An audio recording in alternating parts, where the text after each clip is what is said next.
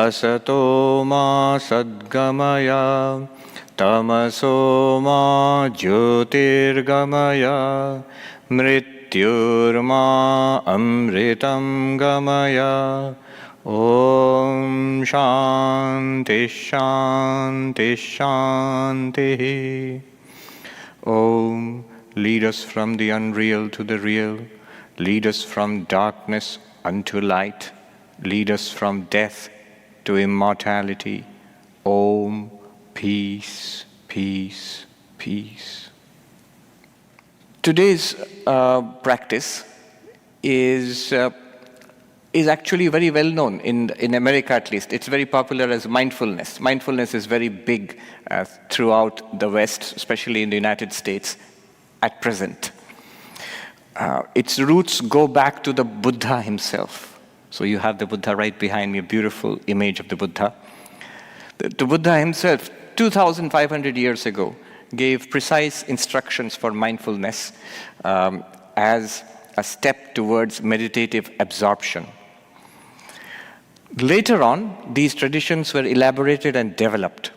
The text that we shall take up, by the way, one important thing to know is that all of what we are doing, the ultimate purpose of all of this is awakening, is enlightenment, is God realization. It's important to note this because meditation these days is so common. It's a very big phenomenon, and it's good that it is. But it's used for multiple purposes.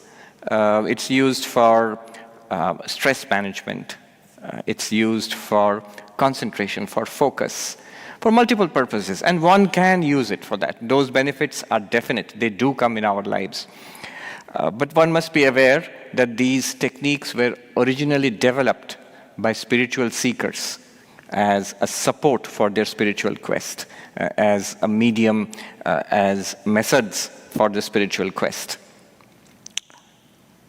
I am reminded of Maharishi Mahesh Yogi, who reputedly, several decades ago, when he came to New York, not very far from here, is Woodstock close by here? Yes. So he taught his technique of meditation, which came to be known as Transcendental Meditation, TM. And he told the people about its benefits. It was very popular. It continues to be popular. How it can help you to manage stress, how it can help boost your immune system, how it reduces the wrinkles on your skin and you look younger, and so on and so forth, many things.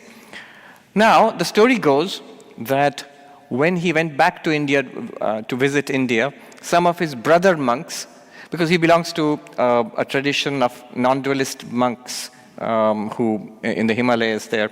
So some of his brother monks, it seems, they asked him, why do you tell them these things? That's not the purpose of meditation. The purpose of meditation is enlightenment, is moksha, liberation.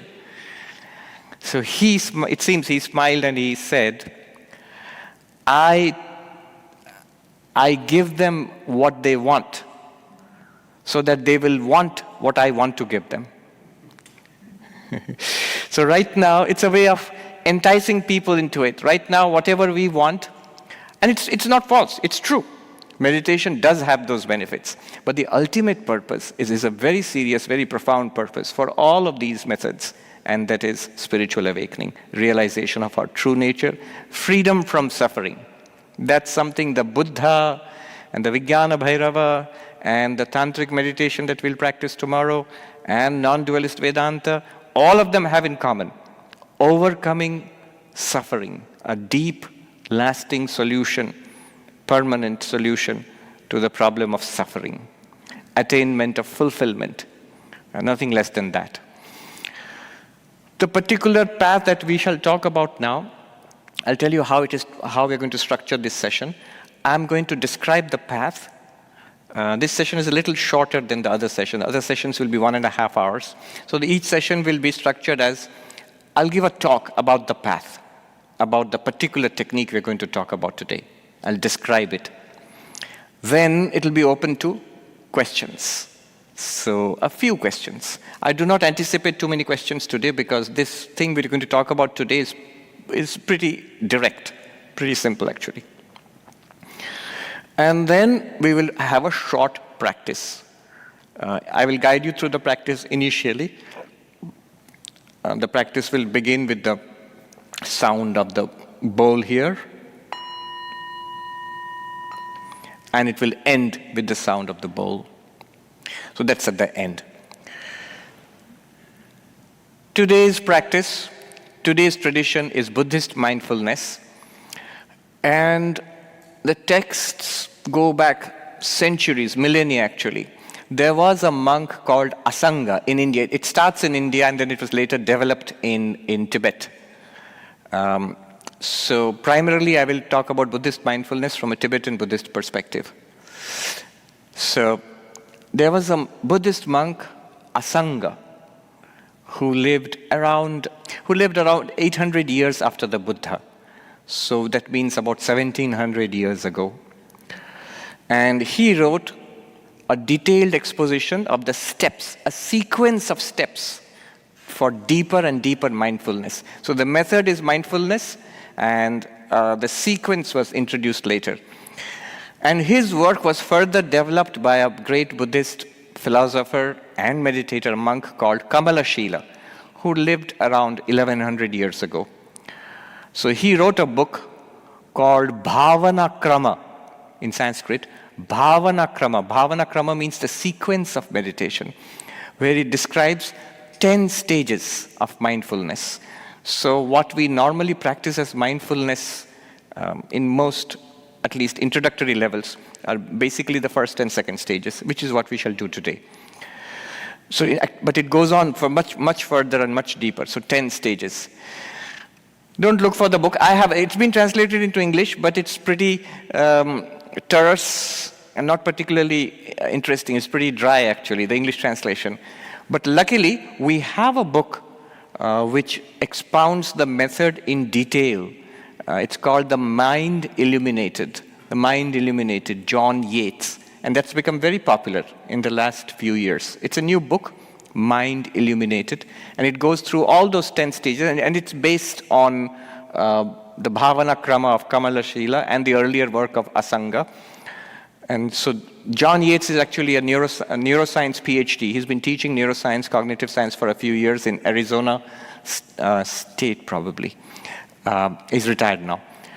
So he's brought his understanding of cognitive science and neuroscience into this book also. So this book is pretty balanced, but it's sometimes people are a little put off by it because it's pretty encyclopedic. It's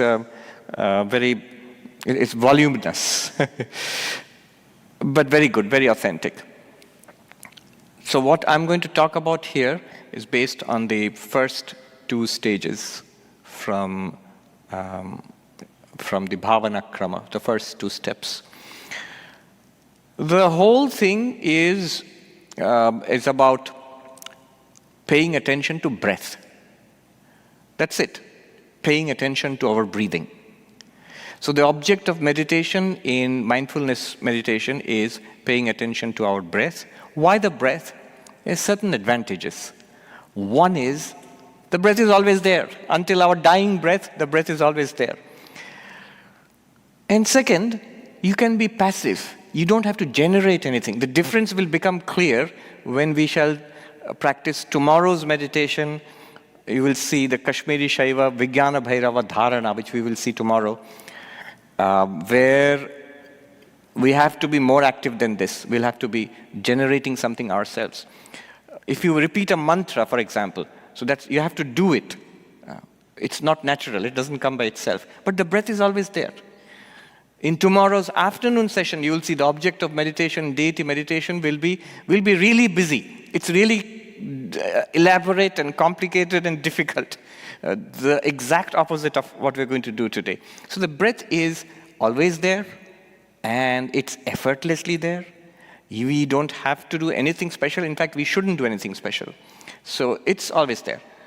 And in one sense, it's interesting. When you are still and sitting quietly, there is only one thing that is, you can consciously be aware of changing our breath. In breath, out breath. So this constant stream of change, you can see how it is appealing to a Buddhist philosopher. The impermanence of life, continuously changing. And breath itself marks the impermanence of life. I got this book recently by a doctor. It's about death. And the name of the book, it's become very popular nowadays. The name of the book is When Breath Becomes Air. When breath becomes air. You know, when a person passes away, it's breathing at one point, and the next moment it is just air. Nothing more is there. So breathing also marks not only life, but the impermanence of life. It comes and goes, but it's also relatively stable, because it's the one thing that there is consciously, effortlessly always there. Another thing is, if you concentrate on breathing, you can actually do it anytime. Breathing is available to us anytime, anywhere. So you can see, once we learn the technique, we can do it anytime during the retreat here or at home, at any point of time, anywhere you are, you can immediately start doing it. So the breath is a good object of meditation. How do we do it? 4 stages. 4 stages. We shall go through 4 stages. 4 stages of what? Transitioning to the object of meditation. Object of meditation, breath. Remember, the importance is not in the breath itself. That's always there. The importance in the meditation is our attention to the breath, paying attention to the breath. So we transition to paying attention to the breath. Right now, where are we? Attention is scattered. We are, a lot of stimuli are coming, our attention is scattered. And we will transition in 4 stages to the meditative state of paying attention to the breath. The first stage will be, now you just listen, and then during the meditation itself, I will guide you through it. The first stage will be when first we take a posture. Meditation, every meditation, posture is important. So you have to decide a posture which is maintainable, which is sthiram, steady, and sukham, easy, relaxed, which is not painful, which does not take too much effort to maintain. Movement of the body is to be avoided, not in a rigid way. In meditation, let the body be relaxed, but not move. Think of the mind as, there's a bowl, and the bowl is full of water to the brim. Imagine how steadily you have to hold the bowl without the slightest of movement. The slightest of movement sets up ripples in the water. And a little more movement, and the water will spill. Similarly, the mind, to keep it calm, the first unavoidable, indispensable thing is a good posture. Having said that, don't be rigid about it. If there is an ache and a strain, don't fight it. The whole purpose of meditation is lost if you lose relaxation. So throughout, relaxation is to be maintained. If there is an ache or a cough or an itch, you'll see those pesky things come up when you're trying to meditate. So at that point, if you must, then adjust yourself a little. Cough a little if you have to. If sneeze is coming up very badly, then sneeze a little, but not all the time. Also be aware of not disturbing others. If you're sitting on a particularly creaky chair, we could do better to change the chair so that when you move, you don't generate sounds. It's a very silent environment here right now, so even the least sound is picked up by everybody. And I will ask you to close your eyes when it starts. Some feel like keeping their eyes slightly open. In that case, you have to look down at the floor near your feet. You can sit in the closed legs position. Some of you are already doing that. You can keep your legs on the floor, your feet on the floor. But the spine has to be straight, not rigid. It has to be straight. The waist and the spine and the head more or less in the same alignment. Hands have to be at a level, so that the body is balanced. You can put your hands on your knees, or you can put them like this, left hand below, right hand above, whichever is comfortable to you when we start doing it. For the duration of the practice, try to not to change the posture. So the first stage will be, as we get into the posture, close our eyes, become aware of the present. Here, for example, here I am at the Garrison Institute in the meditation hall. Here I am.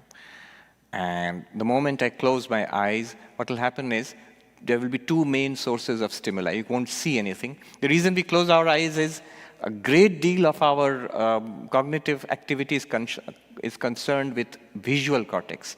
So it consumes a lot of our cognitive processing.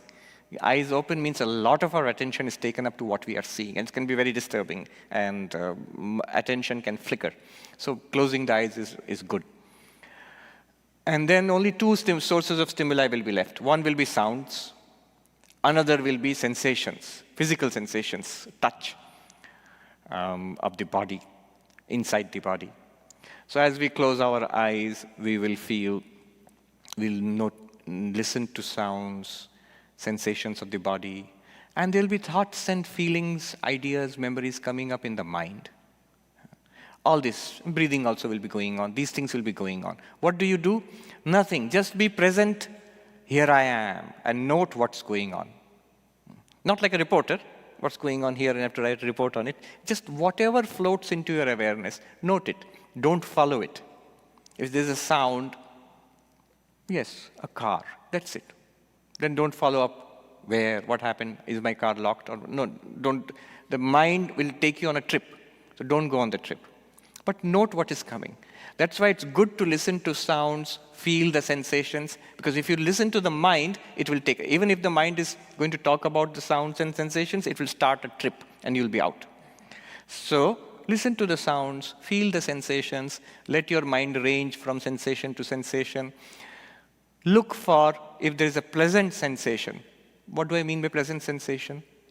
Silence, quietness, steadiness of the body, a warmth, a pleasant temperature, something like that. In that case, note the pleasantness, the happiness in that sensation. And for a moment, enjoy that happiness.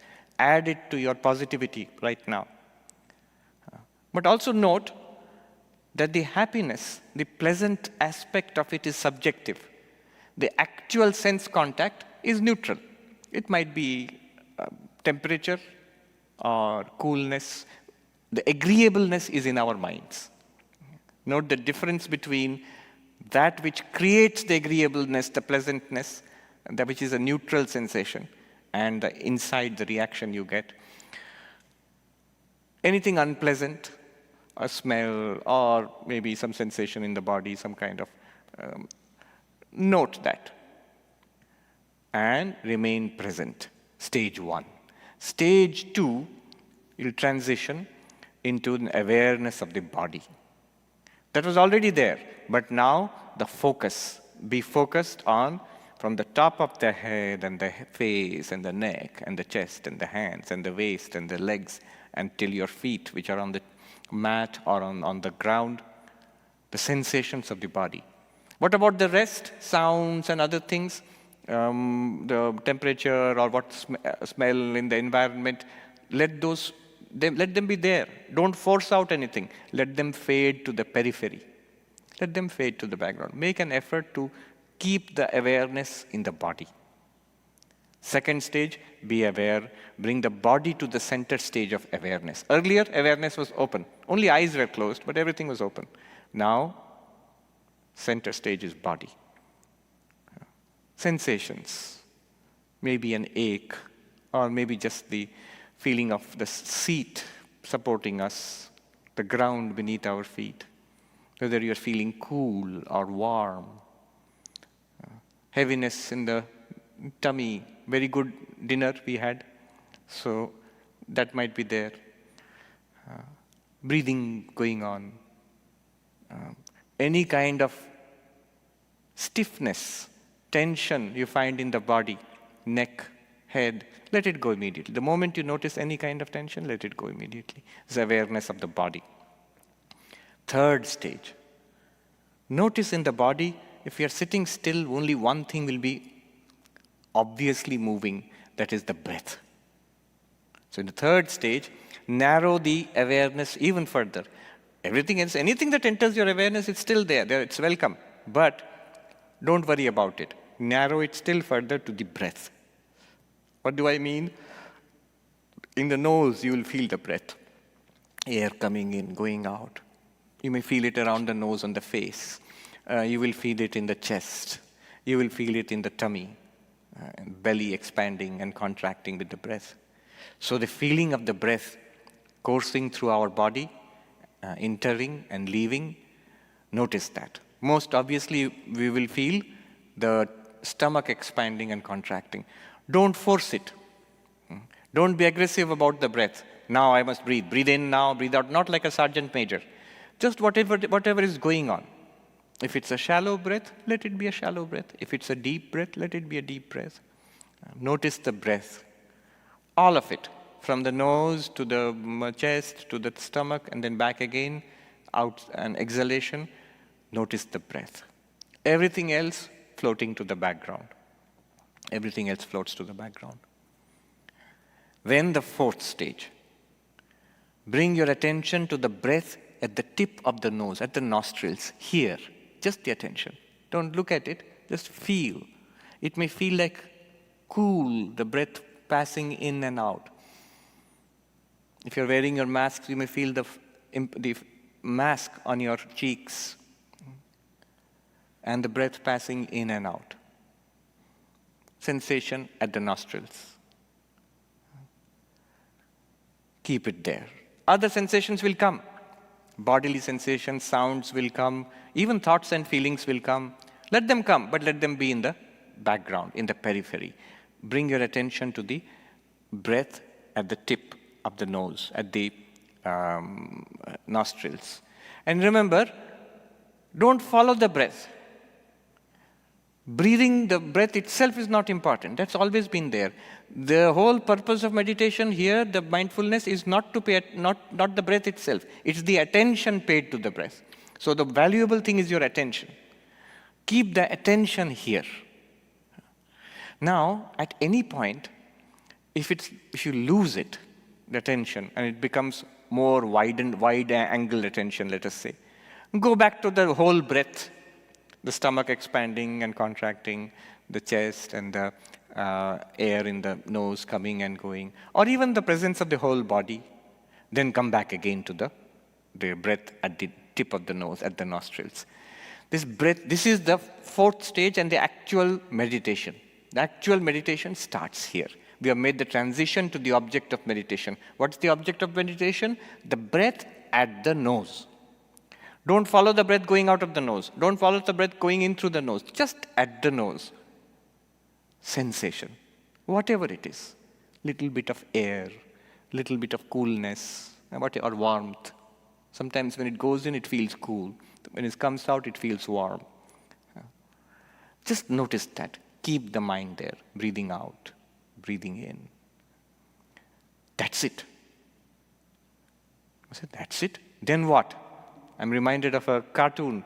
A Zen meditation the teacher is sitting, and the student is sitting next to him. And then he says, calm your mind and follow the breath. And then the teacher says, that's it. And the student looks confused. That's it, and what? Nothing. That's it.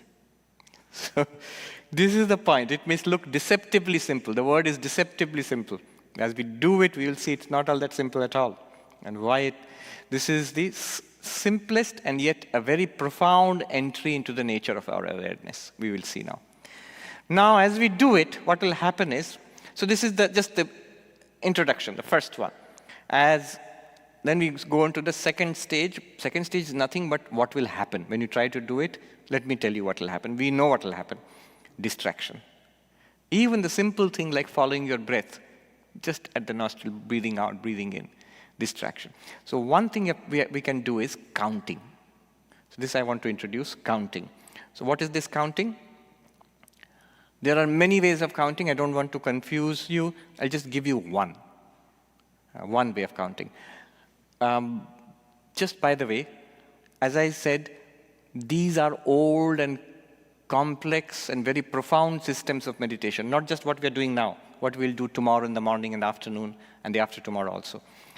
So I am doing what I'm going to tell you now and tomorrow and the after tomorrow are things which are preliminary, which are basic, relatively easy, but also something that I have myself practiced. To the extent that I have myself practiced and got some benefit, to that extent I'm saying. Because beyond that also we can talk about it, but that will be something I must admit I've only read about it. I have not followed it that far. So these are traditions other than our traditions. So I have investigated to a certain extent, that much only I'm sharing with you. So the counting technique which I use, I can share that with you. Very simple. It's a counting to 10. Why do you count? To stabilize your attention on the breath here. To stabilize our attention on the breath here. How do you count? As we breathe in, that's the beginning. Exhale, that's the end. Mentally say 1. When the exhalation is over, breath has gone out, you know the next breath is going to come in. Mentally say 1. 1 is over. Next breath comes in, and you breathe out. Normally, don't force. Completed, 2. Third breath comes in, and goes out. Completed, 3.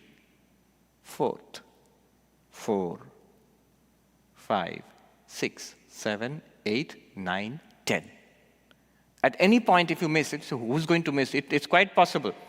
With 3 or 4, and suddenly mind has gone off somewhere else. And you think, was that 3 or 4? Where was I? If that happens, what you do is go back to 1.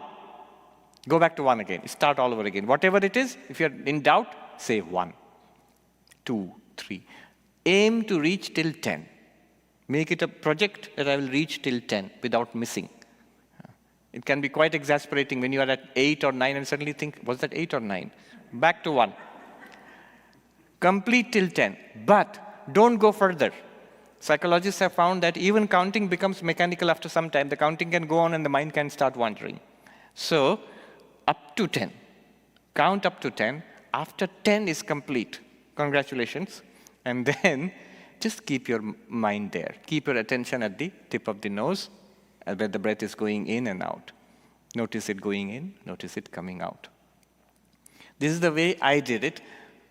There are others who find another way a little more useful. The other way is, instead of thinking of the beginning of the breath as inhaling,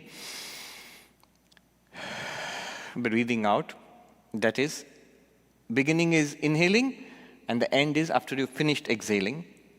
That's the way I do it, and many people do it. Some people find it useful to breathe out, then breathe in, and that's complete. What's the advantage there is, see, the mind tends to wander when something is completed. So the natural completion is at the exhalation. So mind feels done, let me do something else. But if you do the reverse, exhale, finish the exhalation, that's the pause, and then you inhale at the top of the inhalation, that's 1. Then the mind will still be engaged. If you see what I mean, if you don't, no problem. That's a complicated way of doing it, but some people like that, just as an option. The simplest way is breathing in, breathing out, 1. Breathing in, breathing out, 2. Breathing in, breathing out, 3, and so on. 10, not more than 10. Just, there's a slogan, not less than 5, not more than 10. So, so that's the counting. After the 10 is over, just go on breathing. If you lose track, then what will happen? Just the next phase of it. This is the stage 2 of the mindfulness meditation. 10 stages. Stage 2 of mindfulness meditation is handling distractions. What will happen? I can predict. What will happen is this. I am following the breath. Distraction comes. Something happens. It may be outside. It may be something, most probably from inside the mind. A thought, a worry, an idea. It comes. Distraction. Distraction, next stage, forgetting. I forget that I have to keep my attention here. Even for an instant, I forget. The next stage after forgetting is mind wandering. Mind wandering. Mind goes off that way. And we're out of it. It may take seconds, even minutes. Suddenly I'm awake. Oh, back to the nose. Breathing. I awake. And I'm awake. It's awakening. Treat it as joy. Yes, I'm now aware of the object of my meditation again. A little burst of joy. Be happy. It's a little awakening. After all, the name Buddha comes from Buddha, to awaken. So we are little Buddhas. When you awaken from that mind wandering into the awareness of the breath at the nose, I have to do this. So note with joy that I've awakened from mind wandering and I've come back to the breath at the nose. A little bit of joy. You're a little Buddha at that instant. And then again strengthen, generate the intention, I shall follow the breath at the nose. Following the breath at the nose. Distraction. Distraction doesn't have to come. Don't get worried. I'm not getting distracted. What happened? How will I progress to the second stage? I'm stuck at the first stage. I'm only following the breath. If you're only following the breath, you're a blessed soul. And you're on your way to becoming a Buddha. Most of us, we get distracted. Distraction will come. And then that will lead to forgetting. This is forgotten. Then mind wandering, here and there, all over the world. Then suddenly awakening. Oh, back to the nose. Remember to be happy at that point. Little smile. I will look for the little smile, those who don't have the mask. Inside your mask, you can give a little smile. That I'm a little Buddha. I've awakened. Energize the intention. I shall follow the breath. Follow the breath. It's a cycle. Mind following the breath at the nose. There. Then following distraction, forgetfulness, mind wandering. Aha, awaken. Joy. Intention to follow. Mind at the breath, at the nostrils. Yes, it's going. They have given, John Yates has given a nice slogan there. It's a good slogan to practice for all meditation sessions, not only this one. The slogan is that relax. Any problem at any stage of meditation in any class. You see, it's not just mind wandering. One can actually fall asleep. We don't know, somebody said that we don't know how tired we are. Not just physically tired, we are psychically tired. We have been engaged at this grindstone of life for years and decades and decades. There's a deep tiredness within us. So when you relax, the body falls asleep, mind also falls asleep. So you can actually fall asleep. And you can actually awaken from that. Be happy, I've awakened. And then again follow. So first, relax. Any problem you face in meditation, whether I've fallen asleep, don't fall off the chair, by the way. That can be fallen asleep or the mind is wandering, I'm not able to follow the breath. All of these things are happening. One way is if it's too scattered, then you can keep your eyes slightly open, look at the floor beneath your feet. Relax first. Second, look for joy in the practice. Right here, there are many sources of peace and happiness. Just the environment, just the Buddha, the smile of Thakurma Swamiji there, just the quietness. Look for joy. Then observe. What's going on? Why am I not able to follow the breath? And then let it come, let it be, let it go. Any problem that is coming, an ache is coming, a worry is coming, some thought is coming, an itch is coming, a disturbing sound is coming. Let it come. Don't resist. Let it be. When I say let it be, don't focus on it. Let it be at the periphery, at the background. And when it goes, let it go. You note that it has gone. No reaction. Let it come, no problem. Let it be in the background. Let it go. So the slogan is, relax. Look for joy. Observe. Let it come, let it be, let it go. Every problem, let it come, let it be, let it go. It works for all the sessions. This is something like a slogan we can use tomorrow, day after, and throughout our meditation practices. So, all right, summing up very quickly, it may sound like a lot. Swami, is this the simplest one? It's the simplest one. It may sound like a lot, but it's not much. We'll just assume a posture. I will tell you. We will be aware of what's going on, and then we'll be aware of the body, we'll be aware of the breath, and then finally, breath at the nostrils. Try to stay there. That's all. We'll do it for about 15 minutes, but first, are there any questions to ask? This is a very simple approach. I mean, there's nothing philosophical about it. As you will see, it will become complicated and then enormously more complicated tomorrow and the after tomorrow. So are there any questions? First, we'll see from the virtual audience. I'll ask the moderator to ask a question, and we'll come to Bill then. First, the virtual audience. Are there any comments or questions? Yes. There is a question from Prabir. Does the type of meditation suitable for a person depend on the person's nature? I suppose so. Any spiritual practice in an Indian tradition, we know that various kinds of practices have been prescribed, and it depends on the nature. For some, an awareness exercise like this is suitable. For others, there must be some element of devotion. Let me tell you a funny story. There was, when we were novice monks in an ashram, there was a meditation teacher who came to teach the students. So I and another monk, we went to attend the meditation session, and it was like this, that observe the body, observe the breath, and the whole thing was what's called a body scanning. That means you start with your feet, with your toes, and work your way up to the top of your head. So the teacher said, sit like this, and we sat. I was there, and the other monk was sitting next to me, who was senior to me, sitting next to me.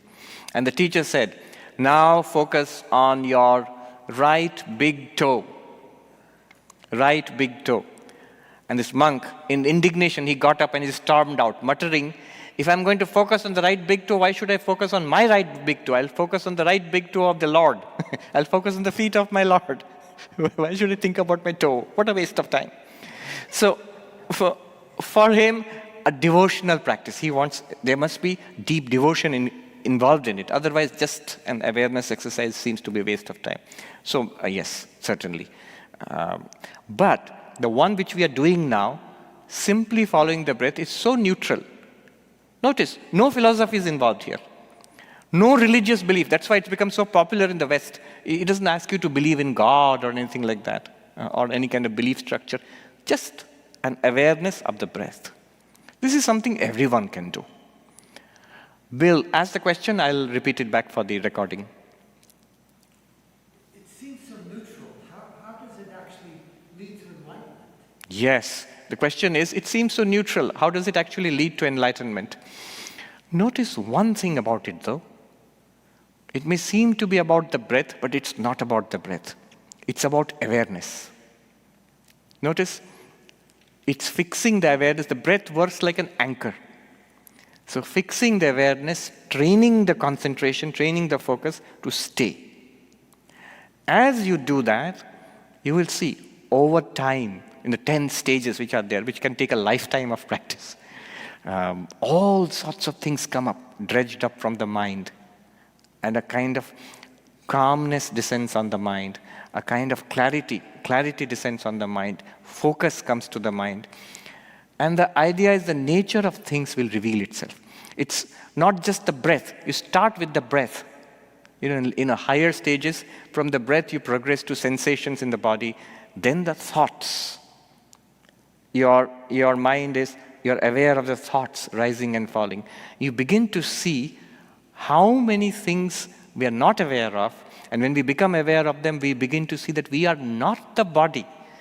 We are not the breath.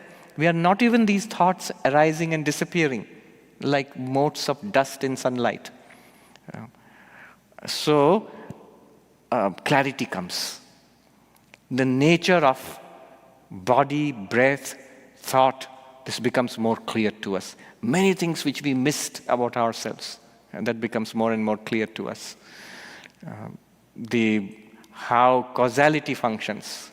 There's a funny story about this, Some monks are sitting outside a monastery, Buddhist monks, and there's a flag flapping in the wind above. So one of the youngest monk says, "Look, the flag is moving." And a senior monk says, no, you don't understand. It's the wind which is moving. And the younger monk says, oh, I see. And the even more senior monk says, no, it is the mind which is moving.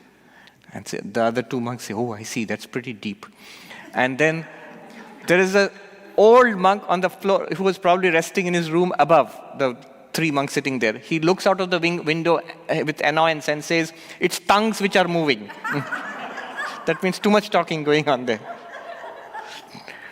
Now you see how you move from the gross to the subtle. The youngest monk, actually there's a lesson here. The youngest monks only saw the physical movement. The elder monks saw that there is a cause, a more subtle cause behind things. It's a whole Buddhist thing. This happening, that happens. This not happening, that does not happen.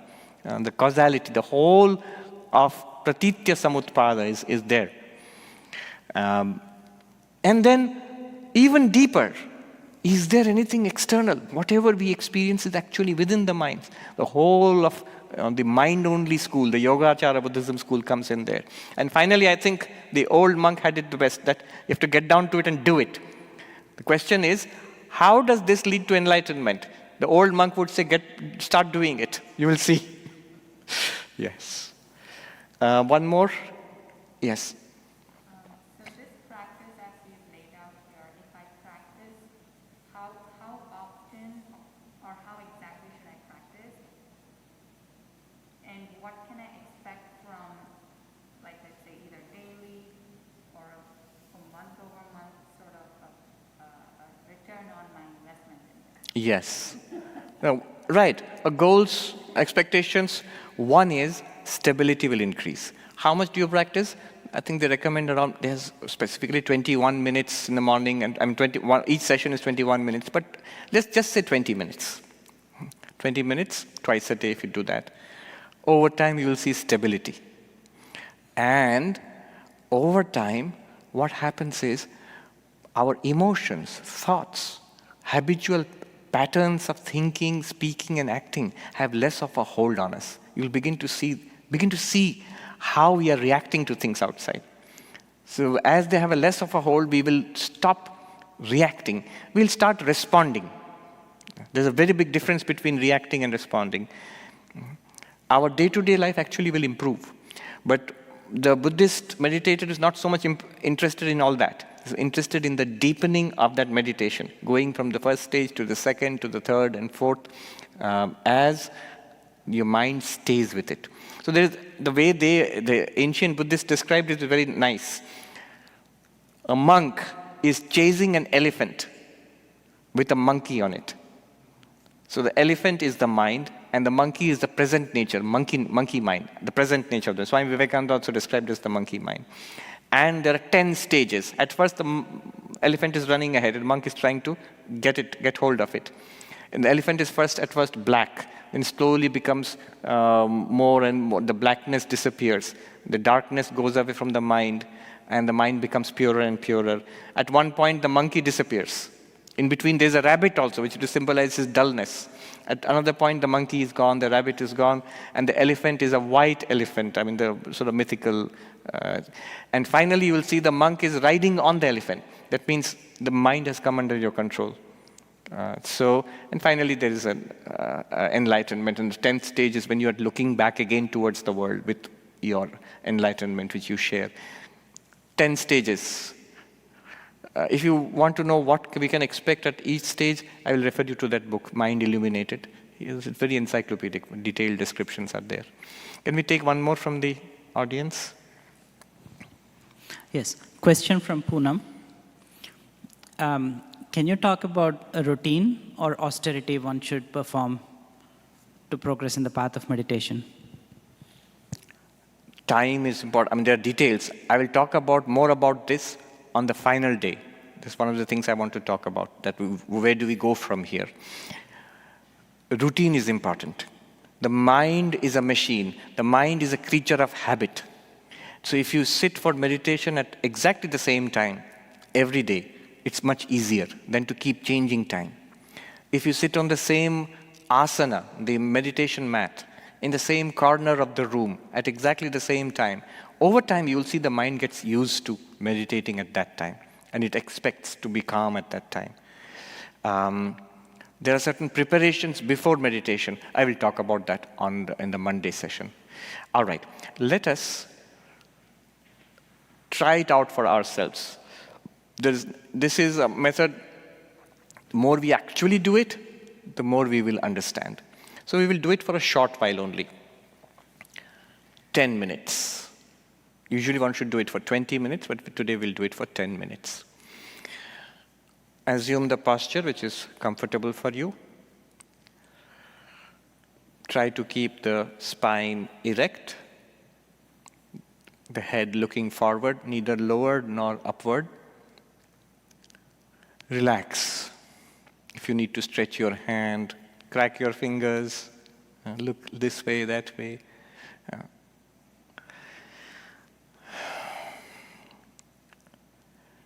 Gently close your eyes. Session will begin now.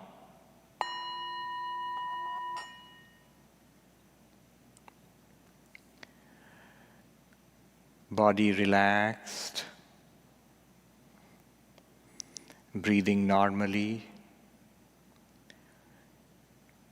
Tongue in the mouth will touch the roof of the mouth, the tip touching the back of the teeth. Face relaxed, hands relaxed. Breathing normally. Stage 1, be aware. Here I am now. Sounds.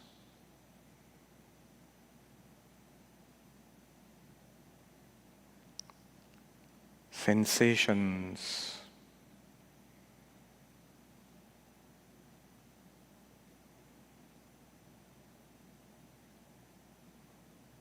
If thoughts and feelings arise, note them, but don't follow them. Breathing normally, relaxed, present, here, now.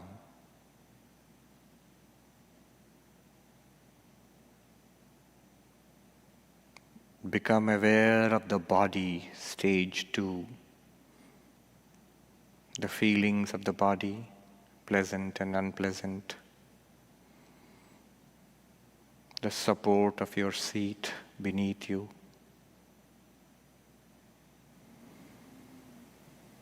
The movement of the breath. Anywhere, any tension, let it go, let it relax. Physical tension, mental anxiety, worry, let it relax.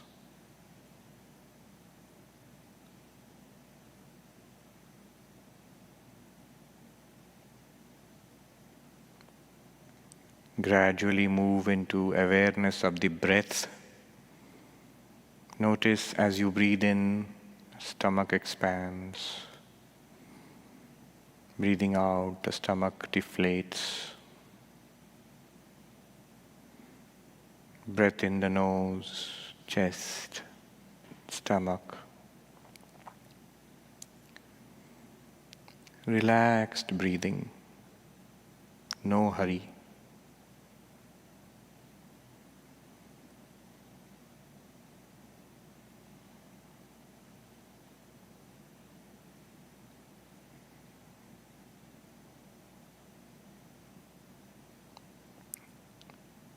Gently bring attention to the tip of the nose, to the nostrils. Notice how it feels to breathe in there, how it feels breathing out there. That's it. Stay there, at the nostrils, at the tip of the nostrils.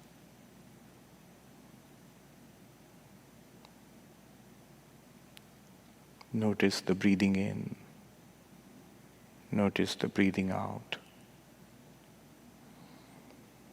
When you are comfortable, relaxed, breathe in and breathe out. Mentally say 1 and commence the counting up to 10.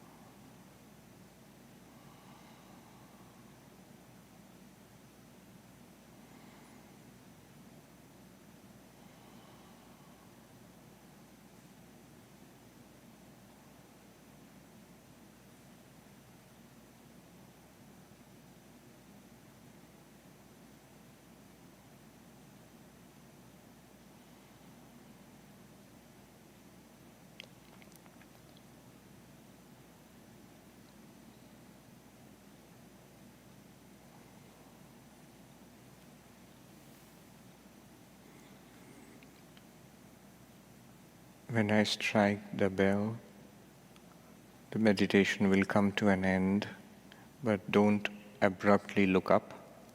Open your eyes gently, look down at your lap, and then slowly look up.